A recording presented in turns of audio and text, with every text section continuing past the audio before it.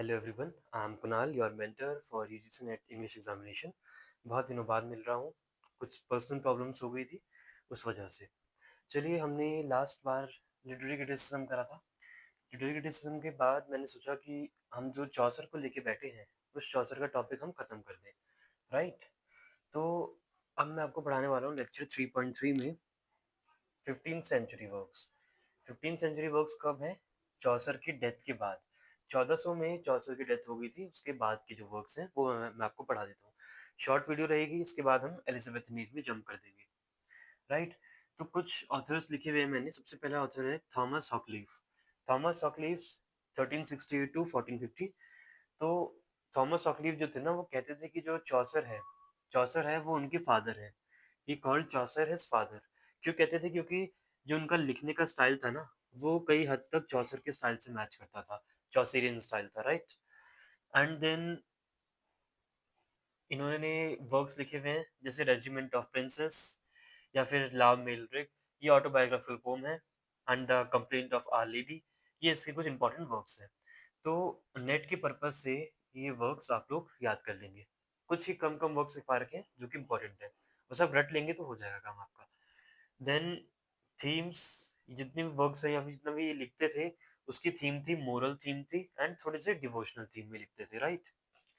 Then comes John लेडगेज 1370 से 1451 तक। तो ये मॉन्क थे, यानी पुजारी थे।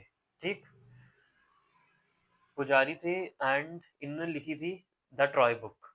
ट्रॉय बुक वही जो ट्रोजन वॉर है। ट्रोजन वॉर मैं आपको अलग से वीडियो में पढ़ाऊंगा। तो जो ट्रोजन वॉर है उसके ऊपर बुक लिखी गई थी ये।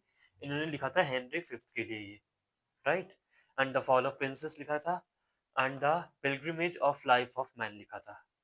इनकी जो टोन थी ना, वो मोरलाइजिंग टोन थी। आप ज्यादातर देखेंगे इधर भी मोरलाइजिंग टोन है, इधर भी मोरल है। सारे जो जितने भी पोइट्स लिखे हुए हैं सब में मोरल मोरल लिखा हुआ है। राइट? देन ये चौसर के ग्रेटेस्ट डिसाइपल थे, यानी कि चौसर के सबसे बड़े शिष्य कह लो, वो थे ये। अब हम बात कर लेते हैं जॉन स्केलेटन की, 1460 टू 1529। राइट? तो जॉन स्केलेटन जो थे ना, वो हेनरी एट हेनरी एट जो कि बाद में राजा बने हैं, तो उनके ट्यूटर थे। यानी कि हेनरी एट को इन्होंने पढ़ाया है। राइट? ट्यूटर। देन एक इनकी खास बात ये है कि इन्होंने क्या किया था, इन्होंने एक मीटर को इंट्रोड्यूस किया था, इसको हम बोलते हैं स्केल्टोनिक्स। स्केल्टोनिक्स मीटर इन्होंने इंट्रोड्यूस किया था। So one of the important points हैं ये, क्योंकि इन्होंने स्केल्टोनिक्स इंट्रोड्यूस किया है। स्केल्टोनिक्स क्या है? ऑक्टोसिलेबिक कपलेट्स, जिंगलिंग ऑक्टोसिलेबिक कपलेट्स। ऑक्टो यानी एट, एट सिलेबल्स। सिलेबल्स में आपको प्रीवियस वीडियोस में बता चुका हूँ क्या होते हैं। एंड कपलेट्स यानी कि दो का पेयर, दो लाइंस का pair is couplet and eight syllables. Right? तो इन्होंने अपने ही मीटर का इंट्रोडक्शन किया था। तो इनके इंपॉर्टेंट वर्क्स है गार्लैंड ऑफ लॉरल, जिनको गार्लैंड ई भी बोलते हैं। एंड देन मैग्निफिकेंस, ये फर्स्ट मोरालिटी प्ले है। ठीक है, ये भी इंपॉर्टेंट है मैग्निफिकेंस, आप लोग याद कर लेंगे इसको। Then why come ye not to court, ये भी एक प्ले है जो कि क्रिटिसाइज करता है किसी को। देन इनकी राइटिंग स्कीम्स में थोड़ा शार्पनेस रहती है एंड सटायरिकल रहती है ये। शार्पनेस यानी कि तीखापन रहता है। राइट? देन अब हम बात कर लेते हैं अलेक्जेंडर बार्कले की। Alexander Barclay 1475 to 1552। इनके जो वर्क्स हैं, the ship of fools important है। एंड ये एक्लॉग्स इंपॉर्टेंट है।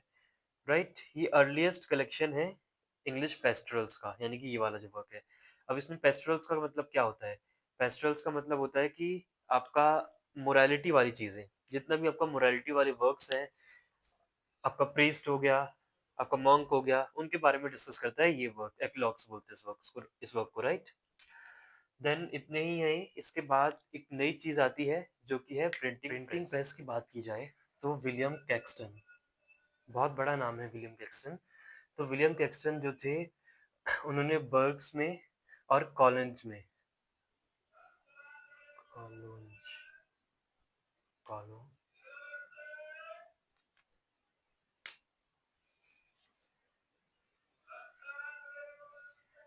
कॉलेज कॉलो कॉलन कॉलेज कॉलोजियन कॉलेजन कॉलेजन कॉलेजन and Bruges.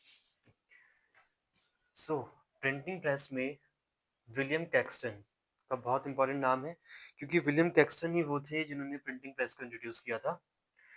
So William Caxton ये कॉलोनिज एंड बर्ग्स जाकर, ये दोनों अलग अलग जगह पर है, यहाँ पर जाकर इन्होंने प्रिंटिंग सीखी थी कि कैसे प्रिंटिंग होती है। एंड फिर उसके बाद इन्होंने ही अपनी फर्स्ट प्रिंटिंग प्रेस जो थी वो स्टैब्लिश की, कहाँ पर, वेस्टमिनिस्टर एबी के पास। इन्होंने अपनी पहली प्रिंटिंग प्रेस लगाई। इंग्लैंड की पहली प्रिंटिंग प्रेस थी ये, जो कि विलियम कैक्सटन ने लगाई है। First book published in English, जो कि इंग्लिश लैंग्वेज में पब्लिश हुई है पहली बुक, वो बुक है ये द हिस्ट्री ऑफ ट्रॉय, या फिर recuyell of the history of Troy. ये कैक्सटन की ही बुक है, कैक्सटन का ट्रांसलेशन है, जो कैक्सटन ने ट्रॉय के बारे में पढ़ा था उसका ट्रांसलेशन है, और कैक्सटन ने इसको बर्क्स में प्रिंट करवाया था। देन ये तो होगी first book publish in English. अब आता है जो first book publish in England, यानी कि इसकी प्रिंटिंग प्रेस में जो पहली बुक पब्लिश हुई है वो थी dicts and sayings of philosophers, right. Then इसने क्या किया, इसने कैंटरबरी टेल्स को भी पब्लिश किया चौसर की। एंड मैलरे, मैलरे के बारे में बताना मैं थोड़ा भूल गया था आपको, इसके बाद बताता हूँ। तो मैलरे की एक बहुत फेमस बुक है, ले मॉर्टे डी ऑथर, आर्थर सॉरी, 1485 में पब्लिश की थी, राइट। तो आर्थर के ऊपर ही है ये बुक, डी आर्थर लिखा हुआ है ना। तो आर्थर यानी कि पहले वीडियोस में आपको पता चल जाएगा कि किंग आर्थर इंग्लैंड के लिए कितने ग्रेट है। थॉमस मैलोरी की बात कर लेते हैं, sir Thomas Malory, C 1405 to 71। तो ये जो थे ना वॉर ऑफ रोजेस में इन्वॉल्व थे, यानी लड़ाई में इन्वॉल्व थे। एंड इन्होंने जो बुक है आर्थर के ऊपर, डी मॉर्ट सॉरी ले मॉर्ट वाली जो बुक है, ये इन्होंने जेल में बैठ के लिखी थी। एंड हेंस उसके बाद कैक्सटन ने इसको पब्लिश किया था, राइट। एंड इनकी एक बहुत फेमस चीज़ है जिसको बोलते हैं विनचेस्टर मैन्युस्क्रिप्ट। मैन्युस्क्रिप्ट होती है कि कोई भी हाथ से लिखा हुआ डॉक्यूमेंट, तो विनचेस्टर के बारे में इन्होंने लिखा हुआ था। इतनी बात हो गई। अब हम थोड़ी सी और बात करते हैं मिरेकल प्लेस, मिस्ट्री प्लेस वगैरह की, ताकि हम ग्रेजुअली शिफ्ट कर जाएं एलिजाबेथन एज में। थोड़े से हम 15th सेंचुरी के ड्रामा की बात कर लेते हैं। तो वही मिस्ट्री प्लेस यानी कि जिसमें मिस्ट्री हो, मिरेकल प्लेस यानी कि जिसमें कोई जादू हो, एंड मोरालिटी प्लेस यानी कि जिसमें आपको कुछ सिखाया जा रहा हो। तो ये तो प्लेस थे ही थे, right. And medieval drama, medieval drama में था आपका, इसको मेडिवल ड्रामा बोलते हैं या फिर इसको बोलते हैं कॉर्पस क्रिस्टी साइकिल्स, राइट। तो इसमें क्या था आपका, यॉर्क था, इसमें चेस्टर था, वेकफील्ड था, एंड टाउन था, ये सारे प्लेस के नाम है। तो जितने भी मेडिवल ड्रामास है ना उनमें बाइब्लिकल स्टोरीज होती थी, यानी कि क्रिएशन से, अर्थ की क्रिएशन से लास्ट जजमेंट तक, यानी कि अर्थ के पैदा होने से अर्थ की डेथ तक, लास्ट जजमेंट। जैसे कि हम अपने कल्चर में भी बोलते हैं कि कल की जो है वो भगवान का रूप है, वो लास्ट जजमेंट करेंगे हमारी। वैसे ये बोलते हैं कि जीसस हमारी लास्ट जजमेंट करेंगे, right. Then comes the morality play. Morality play में आता है आपका Everyman, Mankind, Castle of Perseverance, Wakefield play cycle. तो मैनकाइंड हो गया आपका कॉमिक और morality play, Castle of Perseverance हो गया आपका earliest known full length morality play, plays नहीं है प्ले है। देन वेकफील्ड प्ले साइकिल, ये आपका बाइबल की उसमें है, मतलब बाइबल के टर्म्स में डिफरेंट डिफरेंट प्लेस है, राइट। तो ये सब आपको पता होनी चाहिए, एज एन लिटरेचर स्टूडेंट आपको ये सब पता होनी चाहिए सारे प्लेस जितने भी लिखे हैं, Everyman, Mankind, Castle of Perseverance, Wakefield play cycle. ये ना भी ज्यादा पता हो तो ये तीन तो मस्ट है, आपको पता होनी चाहिए जो, ठीक। अब हम थोड़ा सा बात कर लेते हैं स्कॉटिश पोइट्स के बारे में बात कर इस टाइम। लेते हैं कुछ स्कॉटिश पोइट्स के बारे में। स्कॉटिश यानी कि स्कॉटलैंड से जितने पोइट्स हैं उनके बारे में बात कर लेते हैं। सबसे पहले पोइट है हमारे किंग जेम्स वन, जो कि स्कॉटलैंड के किंग हैं। इन्होंने 18 साल जो है इंग्लैंड पर राज किया। देन कम्स सॉरी फिर उसके बाद हम इनके इंपॉर्टेंट वर्क के बारे में बात कर लेते हैं। इनका इंपॉर्टेंट वर्क है द किंग स्क्वायर, जो कि इन्होंने अपने ही ऊपर ऑटोबायोग्राफी लिखी थी। Then comes Robert Henryson. Robert Henryson के जो वर्क्स है द टेस्टामेंट ऑफ रिसीट। आपको ये बताना है कि जो टेस्टामेंट ऑफ रिसीट है, मैं आपको चीज़ बताता हूँ, ये जो वर्क है ना, ये चौसर के किसी वर्क का आगे का हिस्सा है। तो ये कौन से वर्क का हिस्सा है चौसर के, वो आपको बताना है, राइट। इनके जो वर्क्स है उसमें डीप सिंपैथी थी ह्यूमंस के लिए। Then comes William dumber.